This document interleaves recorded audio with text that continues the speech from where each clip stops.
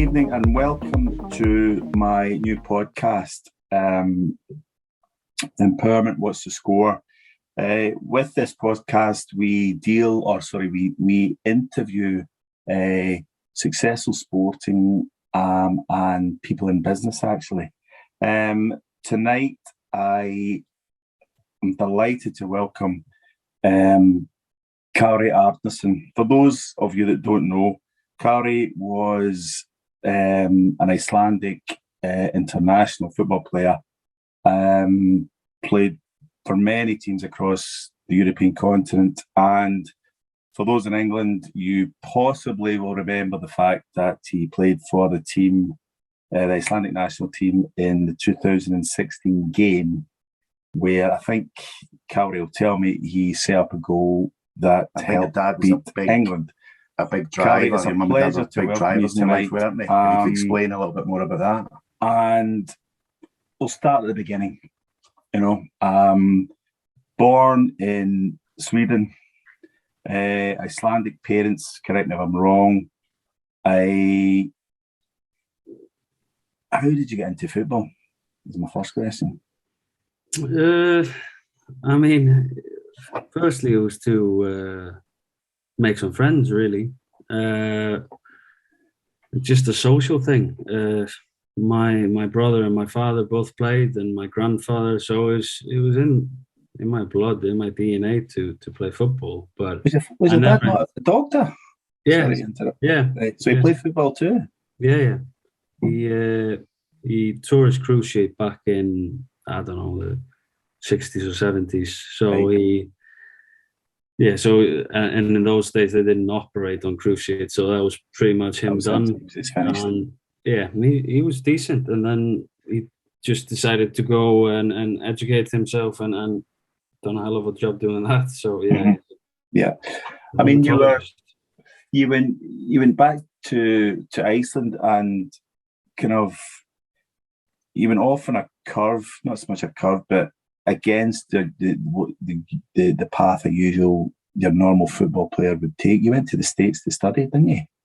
Yeah, like I said, the intention was never there to become a professional footballer until like early 20s. Right. So that's quite late as well, actually. Yeah.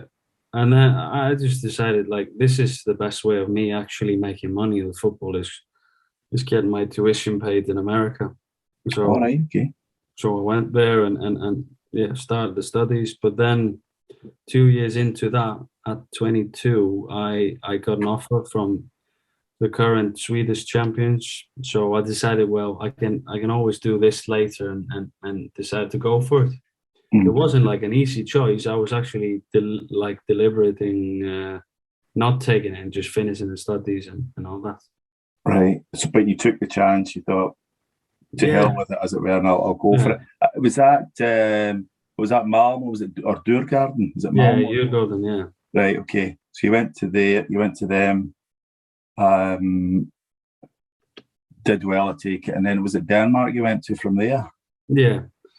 What happened is it was pretty much too good of a team to join. I mean, they were in the Champions League group stages the year before, so I had to fight tooth and nail just to get into the team, and it was a little bit too hard of a graft. So I got injured all the time, and I was never injury prone before that, and I was just throwing myself into tackle and just trying to get noticed by the by the manager and that, just so he couldn't leave me out. Right. And I ended up playing a lot, and we won the league and the cup, and everything went well. But I think I could have done better. But and then obviously by throwing myself into tackles, you're not making any friends in training, and I kind of painted myself into a corner there. So I felt like it's time to move on. And that was probably the worst move, not the move itself, but to make that move, a lateral move, if not backwards, to Denmark. It didn't do wonders for my career. Let's just leave it at that. You brought up a comment there that I thought was quite interesting, and knowing you as I do, Kári, you said throwing yourself into tackles didn't make me a lot of friends. You're that type of person that frankly doesn't give a toss. And you say your opinion but we'll park that one and come back to that one later. But just a quick kind of whistle-stop tour for the viewer stroke listener here. So you've gone from Djurgården was it then to Denmark, or then did you come into England from there? No, I went to Denmark from there. Yeah. And then I made the move to England after 3 years in Denmark. Yeah, to Plymouth. And I mean, for the viewer, that's where I got introduced to Kári, and it was in a legal kind of situation. And yeah, exactly. At Plymouth, the just kind of quick overview. The club went into administration, and Kári refused to accept. Again, correct me if I'm wrong, Kári. You refused to accept what was being offered, which could, if you hadn't accepted, could have sunk the club. Yeah. Explain away. Yeah, like you said, it went into administration, and we didn't get paid for about 7 months, I think. Yeah. See, people don't realise that. Plymouth isn't the biggest club. The administrator who normally comes in, if let's say Liverpool go into administration, the administrator comes in and he just pays everyone's wages because he knows somebody's going to buy Liverpool at the end of the day, and he's going to get paid with interest probably. Mm-hmm. So there's no problems there. With Plymouth, it was another story. The administrator came in and he thought, well, it's 50-50 if someone's going to buy Plymouth or not. So I'm not going to pay these boys wages. I'm just going to let them play and sign a document of like a deferral of wages. So promising if the club comes out on the other end, you're all going to get what you're owed. Mm-hmm. And the PFA, they said, this is all like, they didn't explain it properly. So they said, we all thought, all right, this is fine. All right. Like you've been a professional footballer for 5 or 6 years. You have something saved up. So it's not, you don't need the money right now. You can get by, but you'd like to get paid. So it doesn't really matter if it's now or in 6 months or a year or whatever. Mm-hmm. But you would like all of it because it's in your contract. But then when the club came out of administration, it was pretty much all right, a negotiation.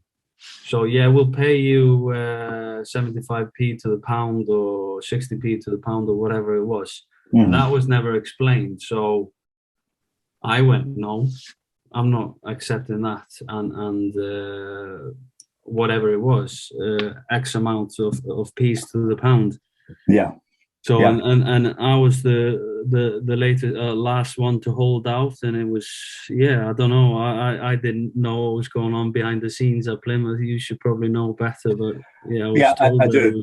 It was a bit touch and go at one stage, but I doubt that's true. Yeah, I mean it's not something I can discuss here, but it gave me an overview or an introduction, Kári, to your character, and I suppose that what drives you and your views about life and your principles. From there, then you've stayed in the UK to an extent. You couldn't really get any further away from Plymouth, and you went up to Aberdeen. Yeah.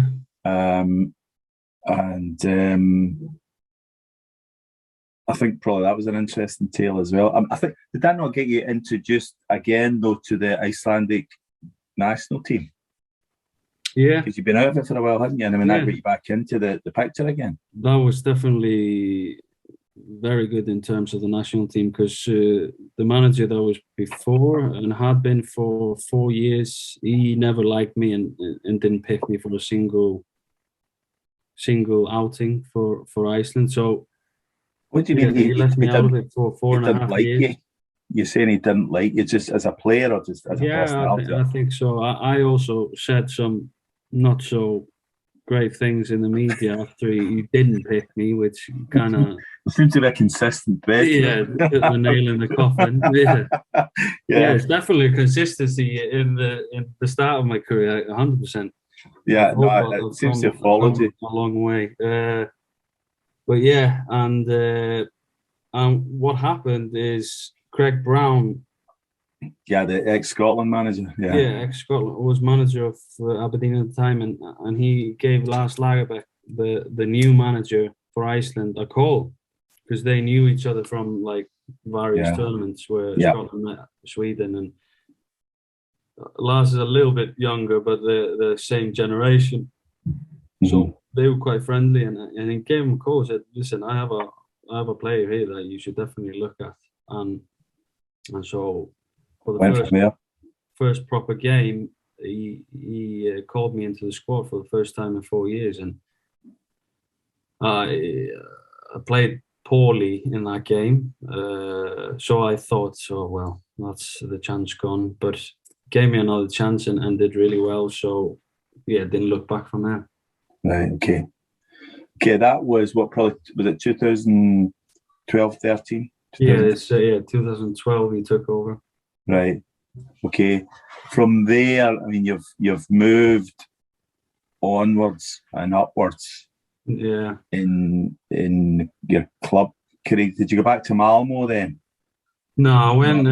What happened was Rotherham, wasn't it? I played well for Aberdeen the first like 6 months I was there, and then there was like speculations of bigger moves and and nothing really panned out. So it got to my head. It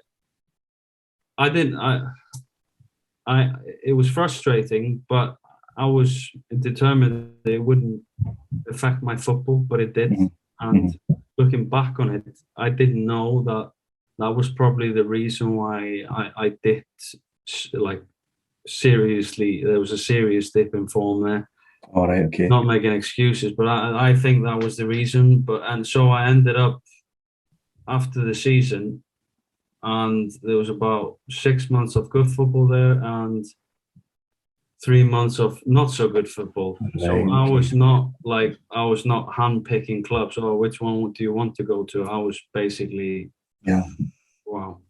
And so I went to Rotherham in League Two. Yeah, but to be fair, they did, when you were there, they did very well. They were promoted twice. That's right, weren't they? Yeah. And so, I mean, it speaks for itself. And that, I suppose, as well, has allowed you to stay, or suppose, cement your position in the national team. And then we're now coming up to the Euro Championships. And, everyone would think Iceland has no chance. As I say, it was spoken about country with a population size of Croydon. What chance have they got? So it's to explore a little bit about the culture of this team, this group of players, because you've got 300,000 people. Yeah, it was a strange mix. I mean, it was players that.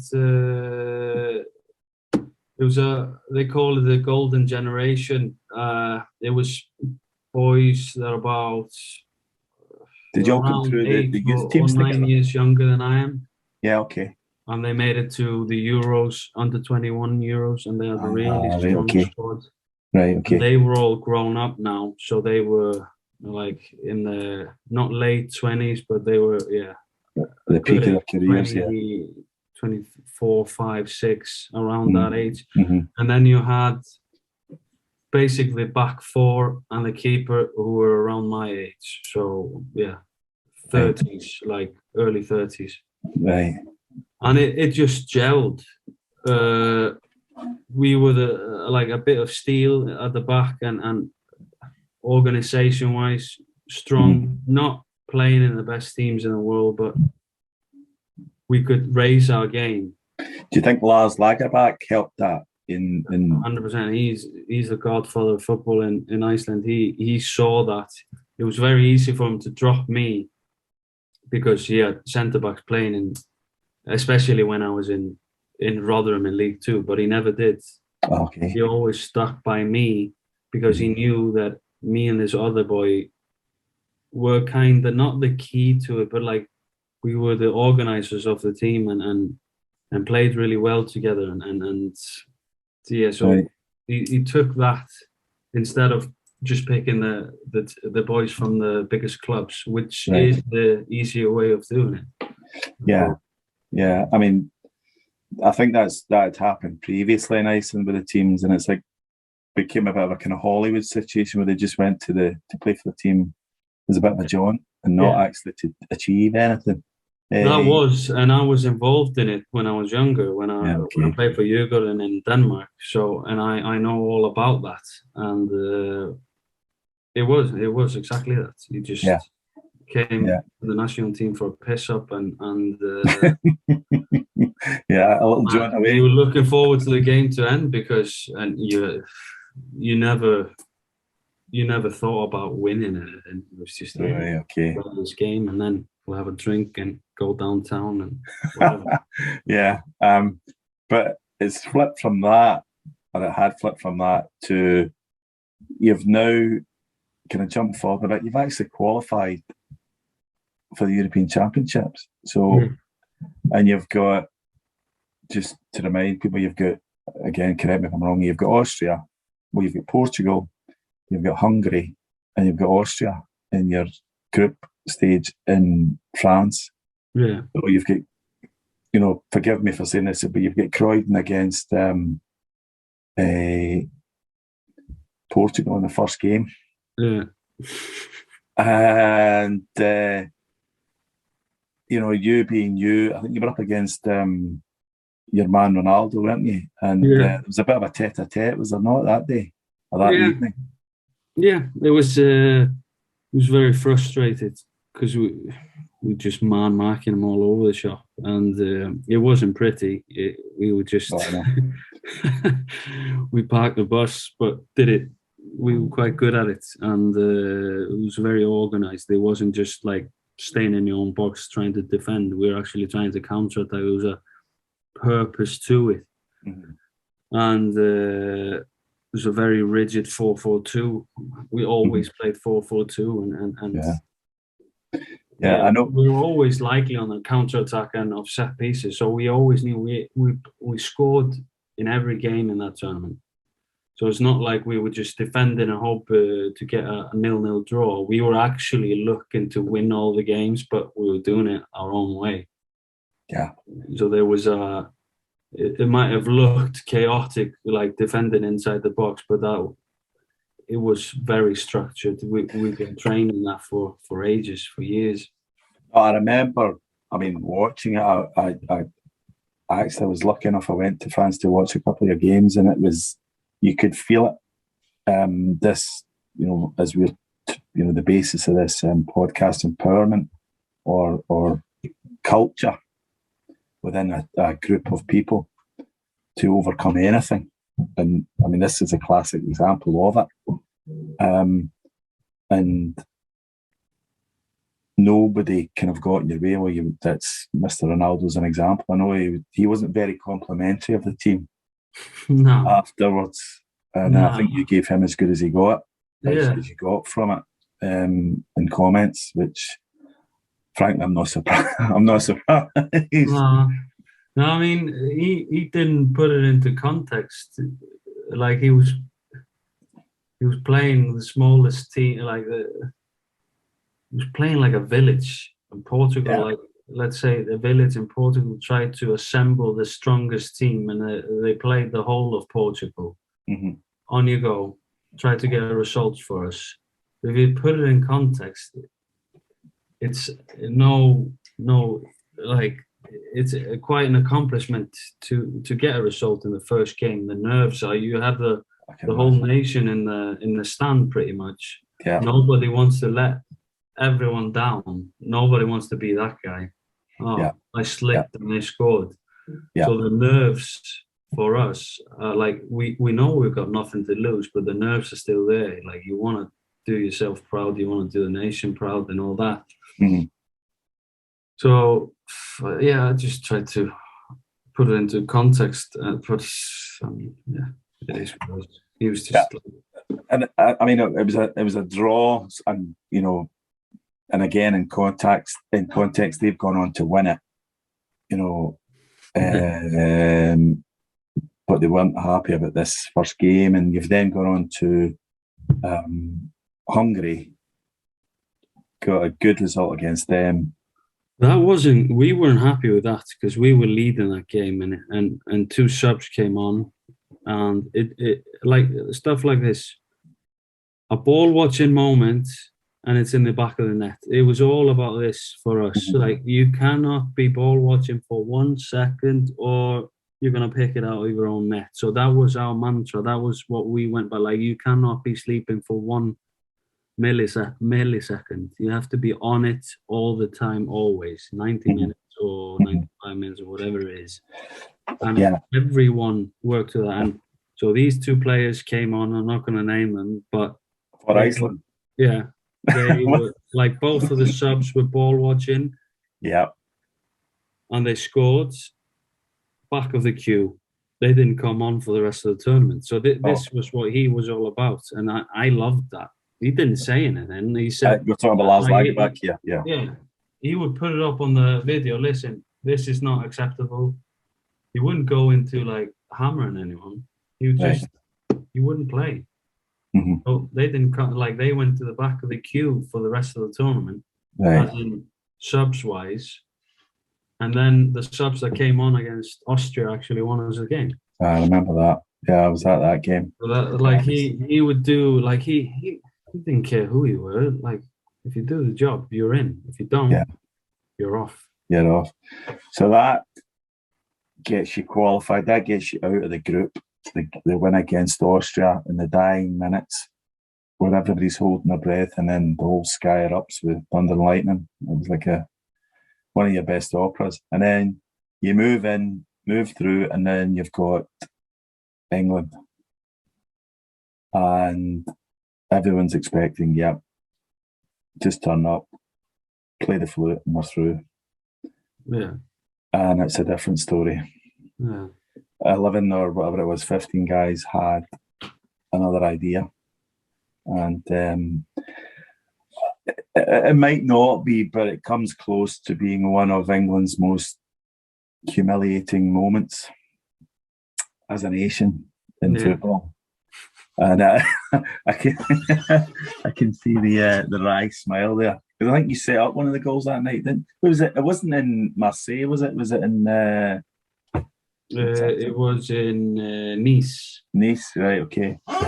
But I think as well there was an added political element in it.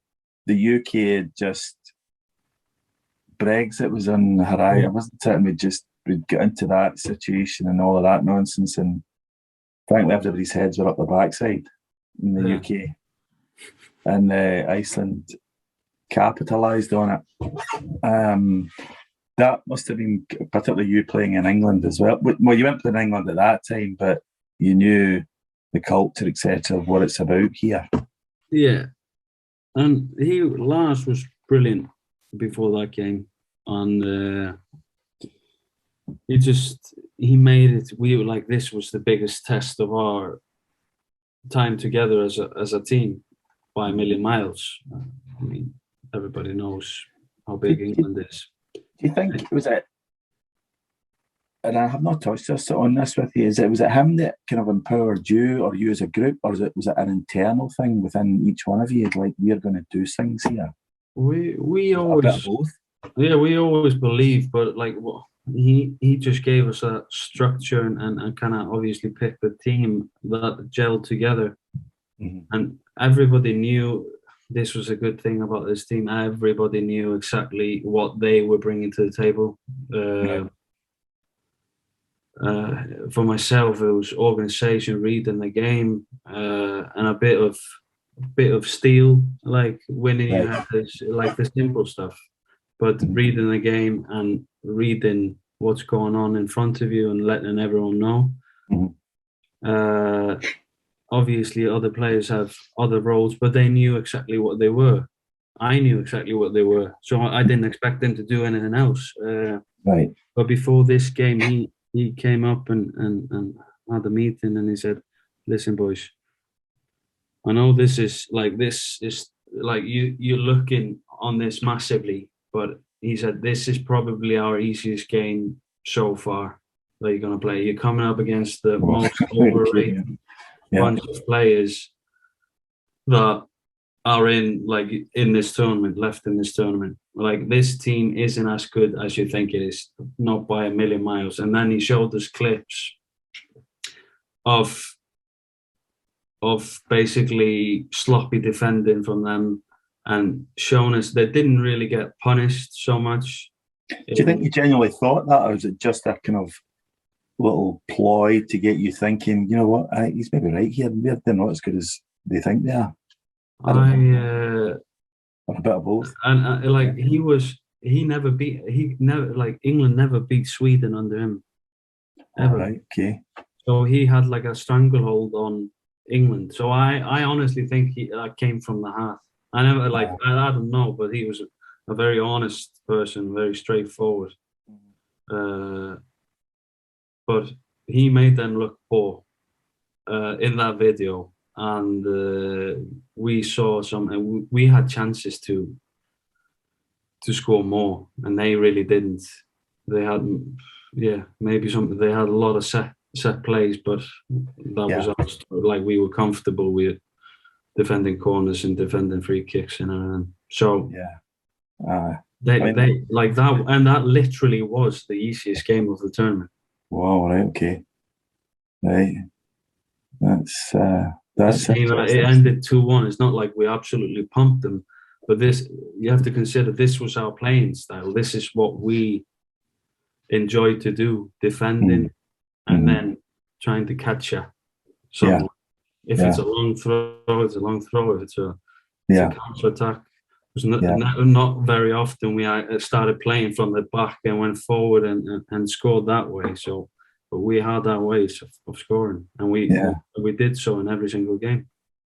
Wow. Yeah, I mean, for me, the defining moments of that game, I think, were when the Colbain Sigurdsson scored the goal that went under the keeper's body, and everyone kind of, after it went in, because that took you into the lead towards the end of the game. The English players effectively just collapsing on the turf as it went in. And then afterwards, you lads running towards the Icelandic supporters, and they're giving a whole, the Viking clap type thing, which is now kind of spread around the world. That's the abiding memories for me. I mean, obviously you've got a million others. But kind of moving on from that, then you've gone into play France in the quarterfinals, and that's a different story. Yeah, that was we actually, after we beat England, we thought, we're doing a Greece here, we're going all the way. But France, honestly, different level. Okay. And to be honest, like I said to you before we started, it's a group of maybe 14 players actually played in the tournament, and so it was always the same 11 that started every single game. So we were mentally and physically knackered, drained, and we came across a team that was just one size too big for us, if not two.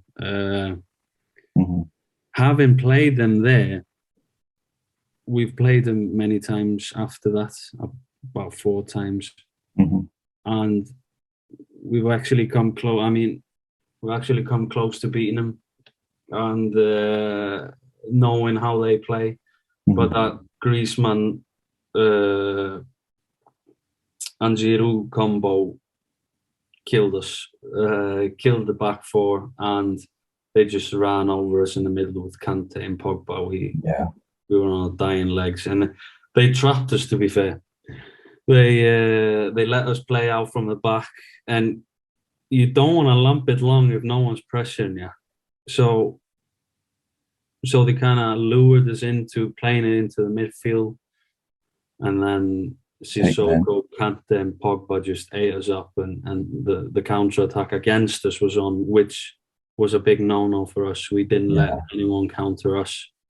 Mm-hmm. So that was They'd obviously done their homework on you, and I recall as well the game was effectively over by half time, wasn't it? Yeah, it was 4-0 at half time. To be fair, second half I came off and we did really well. That tells you a story then. Yeah. I mean, they actually won the second half. That's an achievement. But yeah, we scored 2 and they added 1, so it was 5-2 in the end.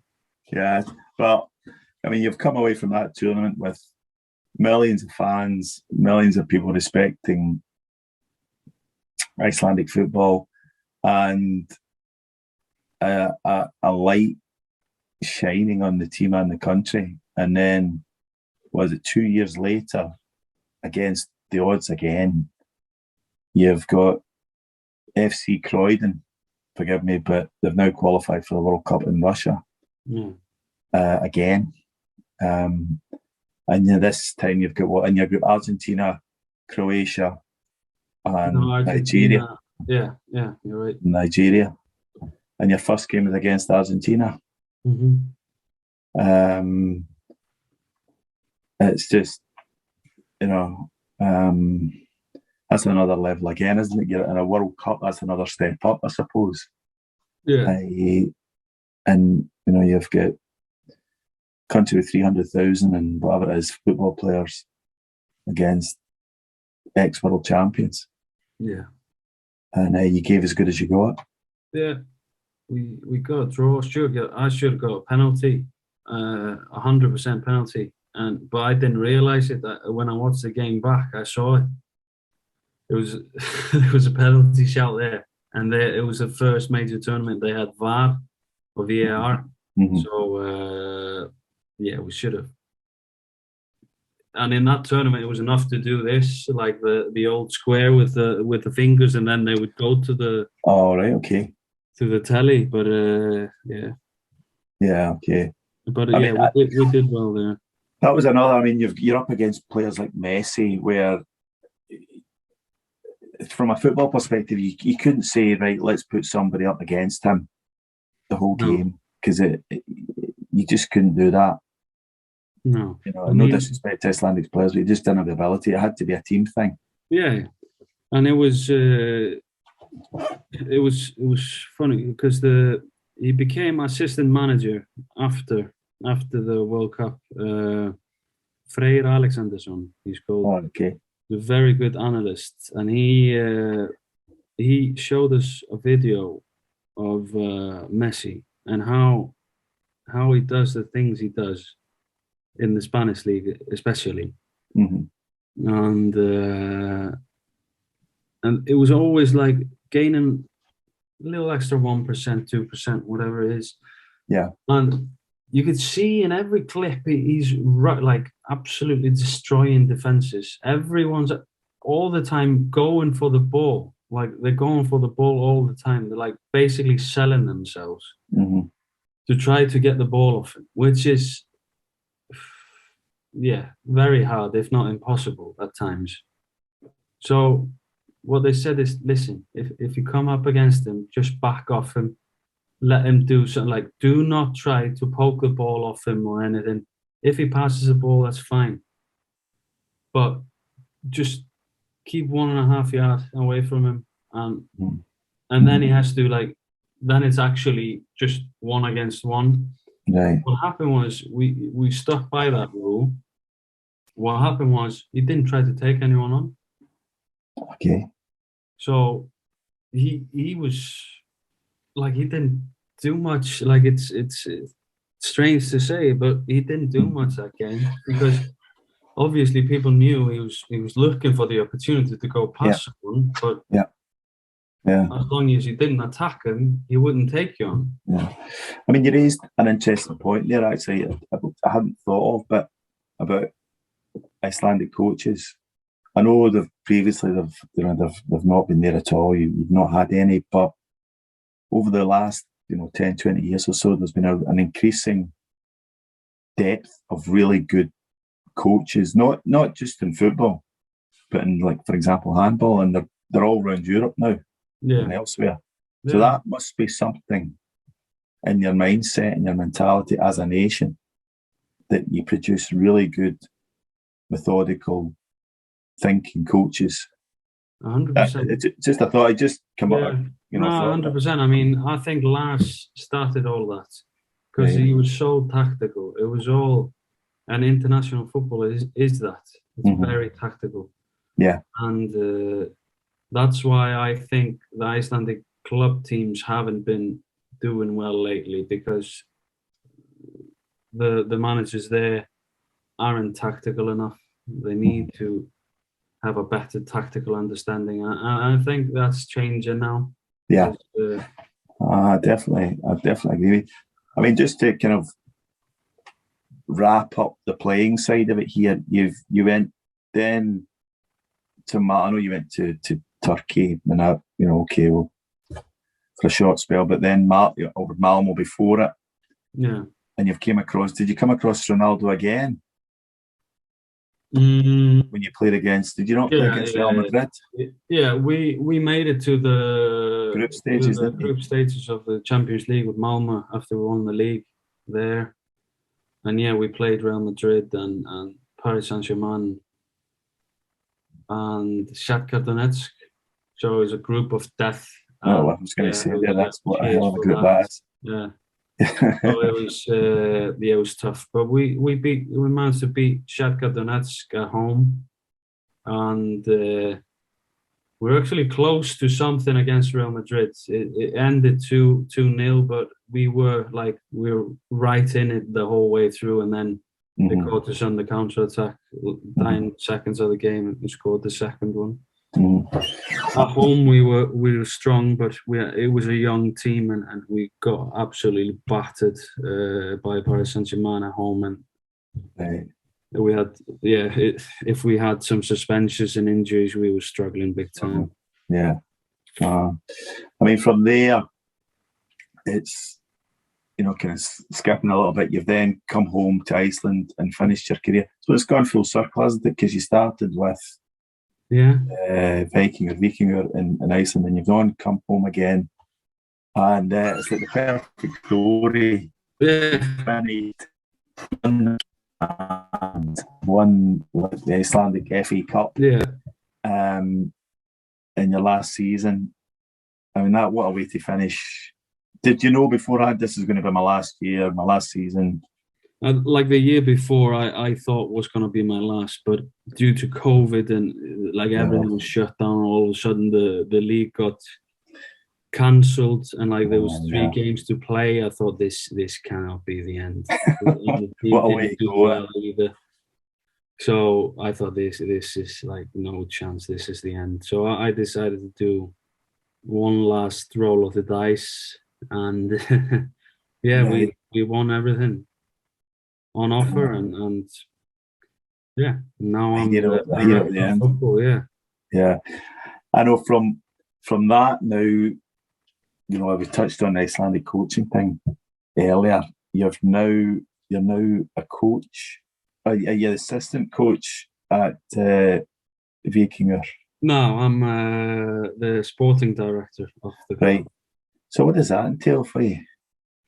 That's basically everything. I mean, it's 50. I would say it's around 50% of it is the first team, like recruiting players. Obviously, when we have to have a new manager, you recruit the manager and all that, and try to find a way to help the manager develop the players. And then it goes all the way down to under 15, under 14, 15, and setting up a structure for them to develop into players to play for the first team, and hopefully go abroad and play there. Was that a deliberate, not so much ploy, but a deliberate action by you in that I want, after my career's finished, I want to stay in the game? Yeah, because I was taught with you that you've had other business interests, Yeah, I mean, I'm doing other business on the side as well. We're into property development, and we're building houses, about 100 apartments as is now. So that business is also blossoming, and it looks really good at the minute, because the the property isn't getting any cheaper over here. It's only one direction. But yeah, I wasn't applying for it, but they offered me the job, and I was actually applying for the federation's job, so be like a director of football for the federation. And I was having talks with him, and but it felt like they were stalling, and in the meantime, Víkingur offered me the job for them, and it's a club that I feel very passionately about. And when I came home, I could have picked any club pretty much, but there was no, like, I didn't even have a discussion with anyone else. I just went straight to my club and said I'm coming home, and we sorted that. So that was, it was quite an easy choice, and a good experience as well. I know you mentioned there about possibly working with the National Football Federation, the KSI. That didn't work out. I know you've, as I mentioned before, you've never been slow to voice your opinion when you think something's wrong. Do you think the KSI have been slow to recognise the achievements of this kind of golden generation and to harness it, to use them in coaching the next generation of players in Iceland? Yeah, I mean, yes and no. It's because a lot of the boys that were involved in the team are still playing. That's true. And due to characteristics, there's I don't know how many of them will be involved in football, but definitely someone. What I wanted to see was continuity in what we were doing. So we're not always, all right, we're bringing a new manager, we're going to try something completely new. Let's see how that works for 4 years. And then, all right, we're going nowhere with this or whatever. If that's the case, you go on, get a new manager. That's why you need someone to look after, like, listen, this is the way we do things, and we're going to build on that. I'm not saying we're always going to play 4-4-2. We're going to do it exactly as Lars did it. That wasn't the case. What happened was when Lars left, his assistant manager took over. We were doing exact same things, but he was trying to make the team move forward still. He was trying to change, like, we were in a rigged 4-4-2. Our best attacker was injured the whole campaign. So all of a sudden we had to change it all. We needed, like, he was we used to just lump it up to him, and he would, like, do all sorts of damage. Now he was gone. We had to develop. We were still doing exact same things defensively, but we had to develop somehow. And he managed to take it one step further. And then we, like, the progression was there. Erik Hamren took over, but he had a guy alongside him who was involved in the team for the whole period. So he was in his ear, like, listen, this is what we're trying to, like, this is what we've been trying to do. So that was always being reiterated and, like, readdressed, kind of. But he was still doing his thing, trying to move in the right direction, and we did quite well, but we had so many injuries and all that, so it was difficult, and we made it to playoffs, and with the old system of the best third team, like the team with the best results in third place, we would have actually made it to the Euros, but because they changed it with this new league and that, it was we didn't make it, but but that was just because Turkey, we actually did our job with Turkey. We beat him once and drew him away, but France messed it up against Turkey and losing. Turkey stole 4 points of them. We were hoping just France would steamroll the group, but fair play to Turkey. It did really well against them and stole points, which with that group of players they never should have done. Yeah. Just, kind of on continuing the theme of the podcast of tonight, I should say. It's clear that you've been, from a personal level anyway, you've been very driven to achieve things, not just, you've said it yourself, you pointed out, not just in football, but in business. You're very successful in business now.